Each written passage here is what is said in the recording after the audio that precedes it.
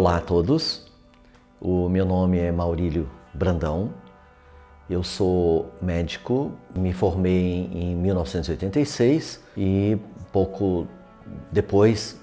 iniciei a minha formação em termos de especialidade médica e eu fiz medicina geral comunitária. E isso já porque eu tinha uma visão mais de uma prática generalista e já também com alguns contextos que eu me sentia mais à vontade, aprofundando-me de uma outra forma, tanto que bem cedo já, durante esse período da residência médica, eu comecei meu estudo da homeopatia e logo em seguida da acupuntura, passando então por algumas especializações ao longo desses anos, agora com um pouco mais de 30 anos de formado, um contexto que é aquele que eu lido de uma forma tal que eu poderia denominar como sendo uma prática da medicina integrativa. Então tem alguns bons anos já que eu tenho essa prática da medicina integrativa como uma característica que melhor, eu creio, possa definir o meu trabalho. Eu então utilizo-me bastante dos conhecimentos desses estudos que tive na forma de especialização, tanto da homeopatia quanto da acupuntura, como eu disse, um pouco depois da medicina chamada ortomolecular, que me parece não é tão conhecida aqui por estes termos, é o estudo de uma medicina nutricional, onde se baseia essa perspectiva da correção da célula a partir do uso tanto da alimentação quanto de suplementação. Então eu hoje me utilizo bastante, sem dúvida, tanto da alimentação quanto da suplementação e em termos medicamentosos, basicamente no campo homeopático. Um contexto especificamente é aquele que eu quero compartilhar com vocês, é o que eu denomino de biorressonância quântica sistêmica, que é o uso da ressonância, que é esse fenômeno que nós temos no universo, que é hoje utilizado de diferentes maneiras, seja no campo da medicina moderna com a ressonância magnética, por exemplo, onde se utiliza um campo magnético para obter-se ressonância e daí criar-se uma imagem que não é diferente do ultrassom, onde se utiliza também o som como um campo onde se reflete a imagem na medida em que as frequências de cada parte do nosso corpo são diferentes de órgão para órgão, de estrutura para estrutura, e como sendo um fenômeno físico, ele não é só perceptível através de elementos bastante tecnológicos, como eu citei, mas pode-se ter também outras maneiras, aquelas pelas quais a ressonância pode ser um meio de comunicação. E é justamente esse meio de comunicação que eu utilizo dentro dessa, naturalmente, visão quântica, porque do ponto de vista científico é onde nós podemos então nos embasar e trazer uma explicação plausível para como é que funciona. Para nós é muito fácil termos o telefone sendo tocado e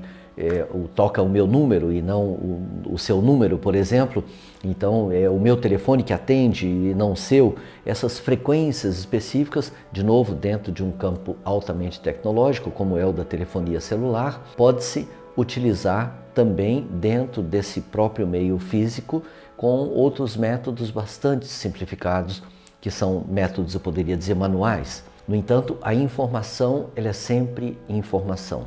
e sempre adquire uma identidade que pode ser percebida de diferentes maneiras para o uso, seja de algo como que caminhando num ponto de vista diagnóstico ou mesmo caminhando num ponto de vista terapêutico. As aplicabilidades são imensas e basicamente sem limites, desde que, claro, haja um método adequado, correto, plausível e confiável de ser utilizado. A biorressonância é, sem dúvida, um recurso extremamente útil. Assim tem sido para mim há cerca de uns 7 anos, desde quando eu passei a utilizar-me desse tipo de método. Quando, logo do conhecimento que tive, a partir de cursos que tive a oportunidade de participar, eu então adequei a minha prática e, de acordo também com os outros conhecimentos que eu fui adquirindo, formei como que um método mais personalizado, eu diria, mais típico, que é aquele modo, aquele pelo qual eu pratico. Pode ser utilizada de diferentes maneiras e, nesse momento, pelo que eu pude observar, em Portugal, é basicamente não utilizado. Há sim o uso da biorressonância, aquela feita por aparelhos. A prática que eu tenho é feita, como eu disse, de uma forma manual e não se utiliza de nenhuma tecnologia em termos de aparelhos. Sim, de um instrumento bastante simples, mas que em relação ao timo, que é aquela glândula do sistema imunológico que nós temos aqui atrás do externo, traz-nos todas as informações que nós precisamos, como um banco de dados. Eu costumo brincar que o timo é a nossa caixa preta. E nós temos então essa perspectiva de uma relação, de uma comunicação bastante autêntica e íntima, ou seja, nós damos conta inclusive de excluir o que a consciência ou aquela pessoa, na sua personalidade naturalmente, queira ter como uma interpretação. Nesse caso, essa relação de comunicação dá-se de uma forma muito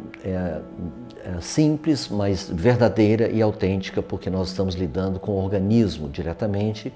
através desse banco de dados e que nos dá base para a obtenção de informações bastante amplo. Tem-se um roteiro onde nós temos a oportunidade de fazer um mapeamento que passa por análise de toxicidade,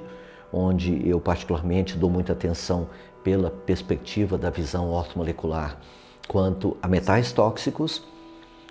em seguida passando pela perspectiva de haver também a toxicidade por parasitas, estes podendo se dar no campo de micro-organismos ou mesmo a nível, por exemplo, de parasitoses intestinais. Esta metodologia, incrivelmente, dá-nos a possibilidade de, dentro do próprio método, por isso eu o chamo de um procedimento, de encontrar então uma viabilidade terapêutica, que eu particularmente faço dentro do campo da homeopatia, mas sem dúvida isso pode se estabelecer dentro de uma margem muito ampla de possibilidades, quais sejam na antroposofia, por exemplo, ou na fitoterapia, ou na aromaterapia, ou em tipos de massagens, ou mesmo na cromoterapia. Não há realmente limites, como eu tinha comentado, baseia-se na obtenção de informação através destas identidades que são existentes, pré-existentes em quaisquer desses métodos. Portanto, nós podemos obter essa perspectiva terapêutica de neutralização desse conteúdo tóxico que se segue nesse mapeamento dentro do método que eu aplico para uma avaliação de vitalidade de órgãos e glândulas, onde também na sequência nós podemos encontrar um modo aquele pelo qual possa se haver uma revitalização. Eu particularmente o faço através, de novo, da prática homeopática, e que, na sequência, dá-nos também a oportunidade de perceber a relação com alimentos, ou seja, a possível intolerância a alimentos. Há essa pesquisa que é feita nesse mapeamento, que vai cada vez dando mais conhecimento às pessoas, por exemplo, no campo das intolerâncias alimentares. E, por fim, dentro desse meu procedimento, há a pesquisa para o que eu denomino de dosificação, que é quando então nós dosamos, nós temos a oportunidade de dosar medicamentos, suplementos, quaisquer outros recursos que sejam utilizados e, como a denominação traz, a dose. Então eu habitualmente tenho a oportunidade de dosificar em cada indivíduo qual é aquela quantidade necessária em termos de miligramas ou diluições homeopáticas, por exemplo, a serem usadas por aquela pessoa dentro de uma perspectiva terapêutica que esteja, claro, inserida dentro desse seu mapa. Hoje nós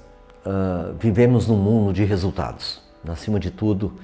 por melhores que sejam as intenções e práticas, produtos, serviços,